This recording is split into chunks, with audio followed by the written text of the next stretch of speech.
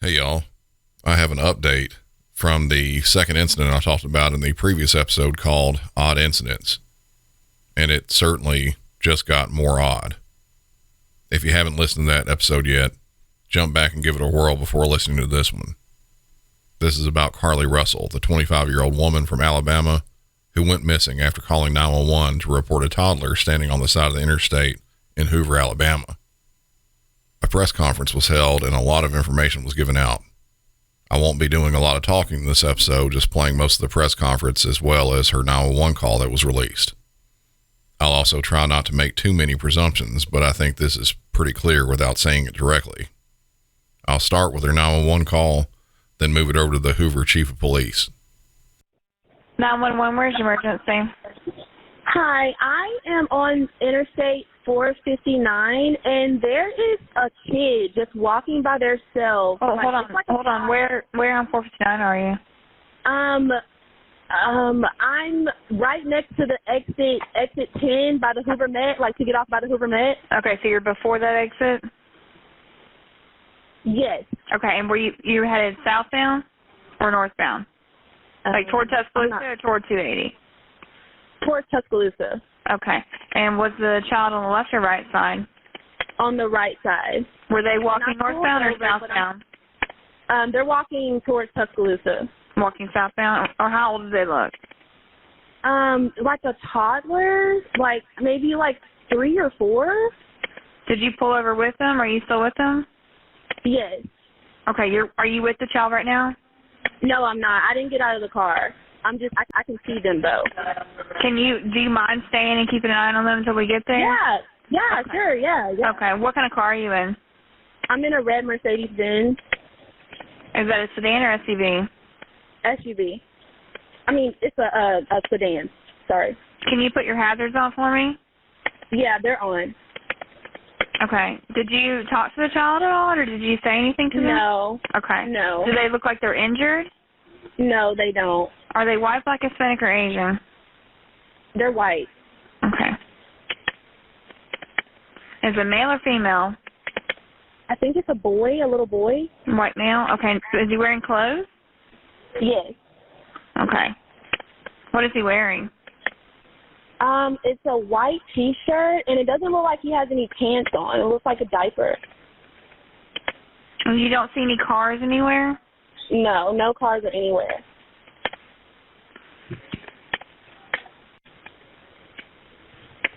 Okay. All right. What's your name? My name is Carlee Russell. And you don't see any injuries on the child from where you're at, correct? No, but I can't really see them that good. Okay. Try to keep an eye on them for the best you can, because I don't want you to lose track of them. Okay. All right. And do they have shoes on? No. No shoes? Not that I can see. I can't really see that well. Okay. All right. I've got them on the way, okay? Just try to keep an eye on them, but officers are on the way, okay? Okay, thanks. Thank you. Okay, bye. Because it doesn't reach the news that often, most people don't really know that kids are found wandering around on their own pretty often. It happens way more than anyone would think. It can be for a number of reasons, as simple as you're doing work around the house and you don't notice that the child has managed to open the door and walk outside, to the child just walking out while the parents are asleep. So the call by itself absolutely could have been valid. But that was a pretty busy interstate highway, and she was the only one who saw this child if it was there. Carlee on this call sounded legit as well, although a couple things stood out to me. The main thing being her description. It seemed like she hadn't even approached the child yet, and it was almost like she wasn't looking directly at the child because it took some thought for her to give the description. From here, I'll play the first bit of the chief's statement. Thank everyone for being here today. Besides me stands the team who played a significant role in this investigation. I want to thank our department, members of surrounding local law enforcement agencies, the FBI, Secret Service, United States Marshals, and ALEA for their assistance in this case. We said from the evening of July 13th, our focus would be the safe return of Carlee Russell. That occurred on Saturday, July 15th, approximately 49 hours after she called 911 and disappeared. From that point, our focus has been to determine Carlee's whereabouts during that time and what exactly took place. Let me say up front, this investigation is not over. We're still working this case, and we'll be working this case until we uncover every piece of evidence that helps us account for the 49 hours that Carlee Russell was missing. However, through the public interest, and in some cases, public fear that this story has generated, we owe it to our citizens to tell them the facts that we have uncovered. So I will give you the facts that we know today. On July 13th, at approximately 8:20 p.m., Carlee left work from a business at the Summit. Surveillance video from her place of employment shows Carlee concealed a dark-colored bathrobe, a roll of toilet paper, and other items belonging to the business prior to her departure. She ordered food from Tzatziki's at the Colonnade and traveled there. She then traveled to Target on 280, where she purchased some granola bars and Cheez-Its. From there, she remained in the parking lot at that shopping center until 9:21 p.m. when she drove to I-459. Carlee communicated on her cell phone with individuals known to her while on her path of travel up to the point of calling 911 at 9:34 p.m. That was the point in the press conference that the chief played the 911 call that we just listened to. He continues on with his timeline. Carlee called a relative after speaking with the 911 operator. She went missing during that conversation sometime after 9:36 p.m. Traffic camera footage was obtained which depicted this portion of the incident, and that footage was analyzed as part of the investigation in conjunction with the 911 call and cell phone data to accurately determine the time frame. Carlee's 911 call remains the only report of a child on the interstate, despite numerous vehicles passing through the area at that time. No one has called to report that a child is missing, and the Hoover Police Department did not locate any evidence of a small child walking down the interstate. Data from Carlee's phone, including her Life 360 app, shows that she traveled approximately 600 yards in her vehicle while she was on the phone with 911, stating that she was following a child. 600 yards. That is 6 football fields straight. 600 yards. The Hoover 911 Center received a second call from Carlee's mother stating that a relative was on the phone with her when they heard Carlee scream, and then they had an open phone line. Hoover police officers arrived on the scene within 5 minutes of being dispatched, and several other officers arrived shortly. They located Carlee's wig and cell phone in the grass near the vehicle. Her purse was located in the front seat of her vehicle with her Apple Watch in the purse. The food she ordered for Tzatziki's was also in the car.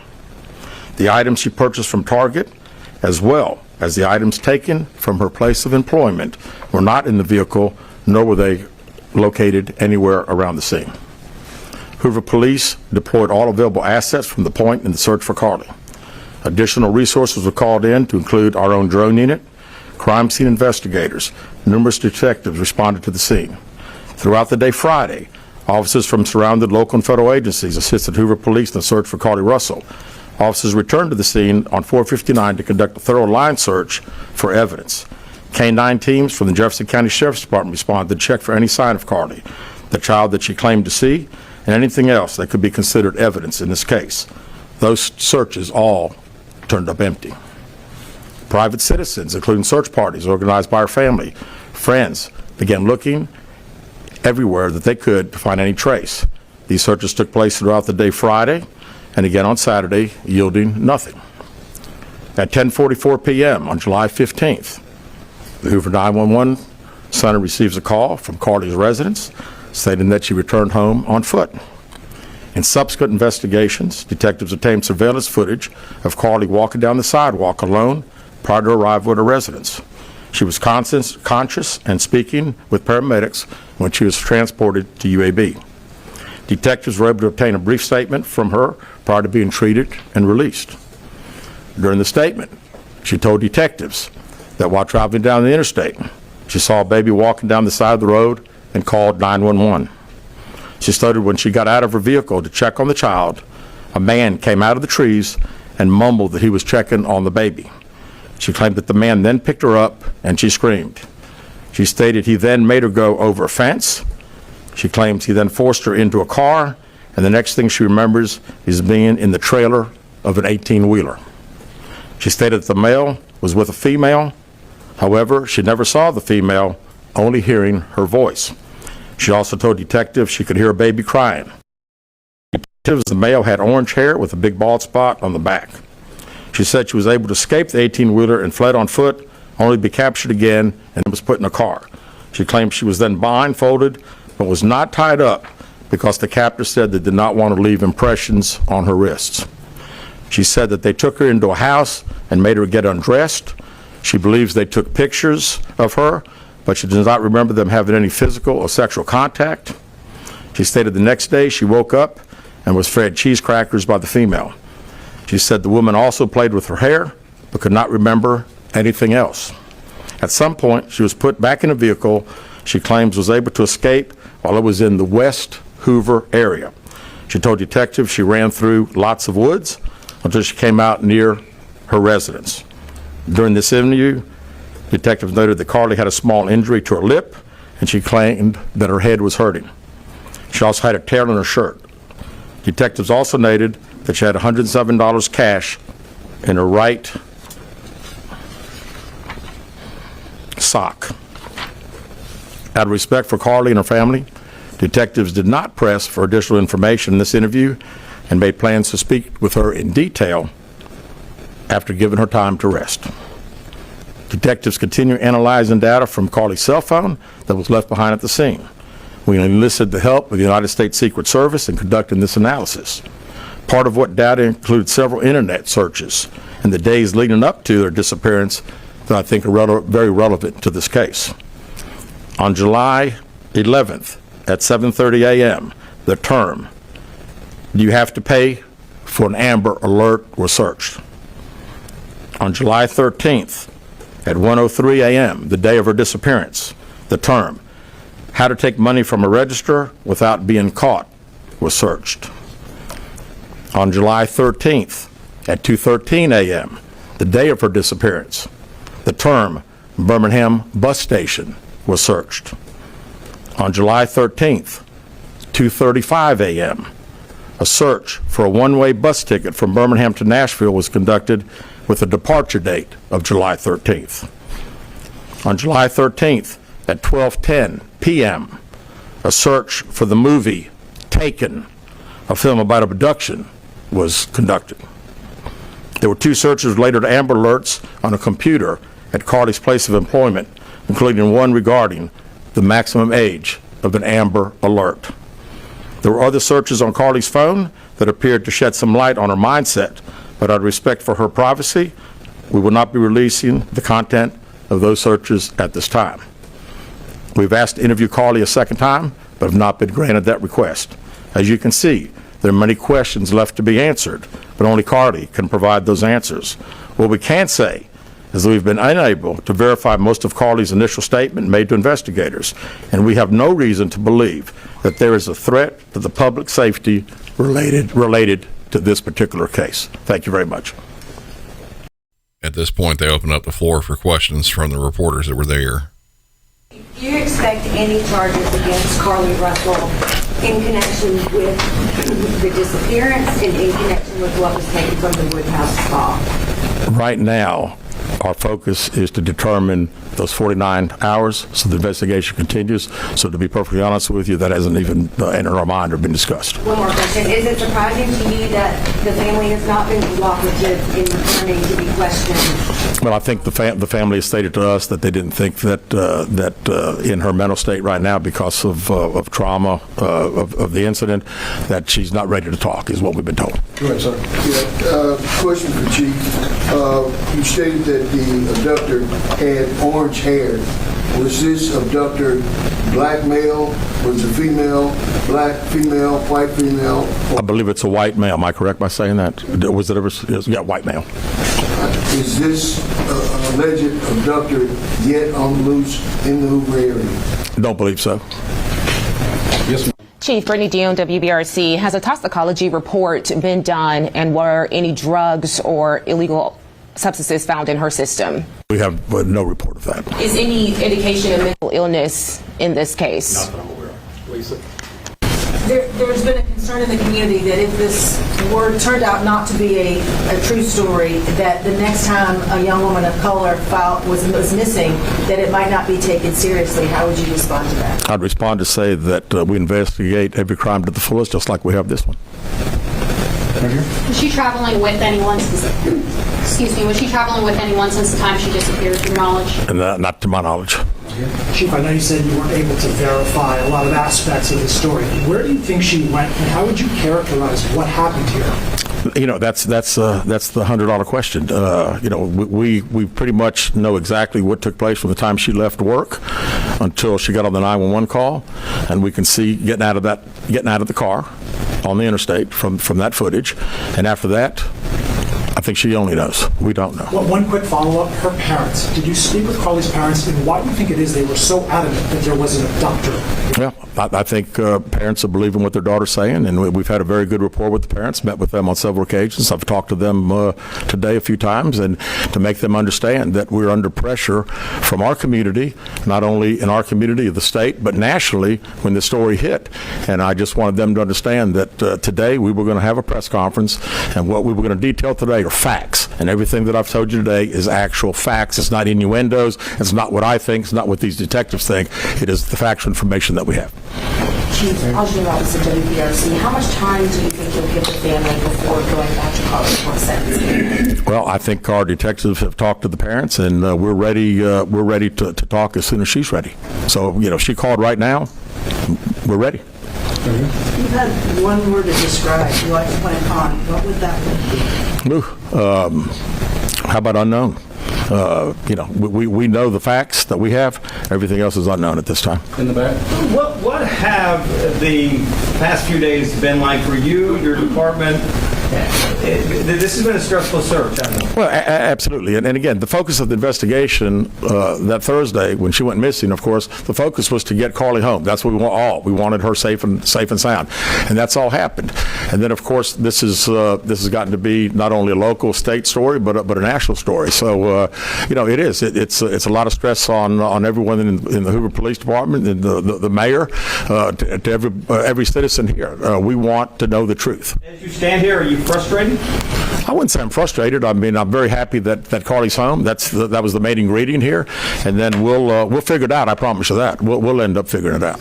Any idea about the number of manpower hours or the expense of the drones and all the rest of the search that might have cost the city and the state and the federal government? Yeah, we haven't had time to consider that, but it's you know, again, these detectives that are here, this is just a small group of people that have been associated with this case. We have put every available resource that we have on this case because we wanted to make sure that we found out everything. We wanted to get her home, and we have. Was there any prior indication of mental health problems? Not that I'm aware of. Can you just expand on the people from the state, the federal resources brought in? What were they doing exactly as you all were searching for her? Can you just expand on that? Sure. A lot of the from the FBI side, several agents helping us interview. I mean, as you well know, in a case like this, especially when it goes national, we got hundreds and hundreds of calls. And when you get those calls, some of them may just be outlandish, but you got to follow up on them because you never know that you may get that one tidbit. And I'd also say too that we had a great cooperation with the family. The family received hundreds and hundreds of tips, and every time they got a tip, they sent it to us. Would you say a crime has been committed in this case? We have not determined that, no. Keith Mims, WAGG 610 Summit Media. Question for Chief. With all of the searches that you mentioned, Chief, that were on Carlee's phone, does that kind of give you an indication of her mind state during this ordeal, the 48 hours that she went missing? Well, you know, again, we want to talk in facts, and I do think it's highly unusual to the day that someone gets kidnapped, that 7 hours, 8 hours before that they're searching the internet, Googling the movie Taken about an abduction. I find that very, very strange, yes. Yes. Do you feel confident, do your investigators feel confident that you know why Carlee Russell may have done this? No, we do not know. Absolutely not. Chief, can you explain for us, you mentioned that while I believe you said that Carlee was on the phone with 911, she was traveling 6 football fields, which tells you what? Which tells me that I've had kids, and I'm sure a lot of people here have, and it's very, very, again, she said it, and I'm not saying it couldn't happen because I've always been one of these guys, you never say never, but 6 football fields. I like athletics, I like football. 6 football fields. To think that a toddler, barefoot, that could be 3 or 4 years old is going to travel 6 football fields without getting in the roadway, without crying, without any just moving down. It's just very hard for me to understand. Chief, have you used any technology to enhance the video from 459, and did you see a man grab her? We did not see, from what we can tell. We don't see anybody on the interstate other than her car and then someone getting out of her driver's side. We have sent that off to the FBI for enhancement. It has not been returned. Do you think in this case that charges will be forthcoming towards Carlee Russell, and how serious of a crime is it to not only fabricate a 911 call, but to lie to law enforcement during an investigation? Well, again, that's not something that we've been discussed since we're going through the still investigation. But, people have to understand that when someone says something like this, we put every available resource. Everybody comes together from, like I say, state, local, federal. It's just a lot of work, and the gentleman earlier said frustrated. I mean, it is a little frustrating to think that all this has been done and we can't find anything out. Did anyone see her calling in from the side of the road when she made that 911 call? No, not to my knowledge. All right, last question here. Is this investigation held up until you can speak once again to Carlee Russell? Well, there's a few things that we're still doing, but obviously we want to talk to Carlee as soon as we can and do an in-depth interview. And at that time, I think we'll have these investigators doing some other things. So that's all the questions we're going to answer today. We appreciate you guys coming, and we'll be following up with y'all later. Thank you so much. Thank you for your time, Chief. Thank you.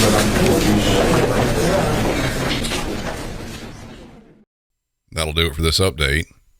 We've been talking about this quite a bit over in the Facebook discussion group, so if you haven't joined yet, I highly recommend you coming over there and joining in with us. For Music City 911, I'm Brandon, and y'all have a good one.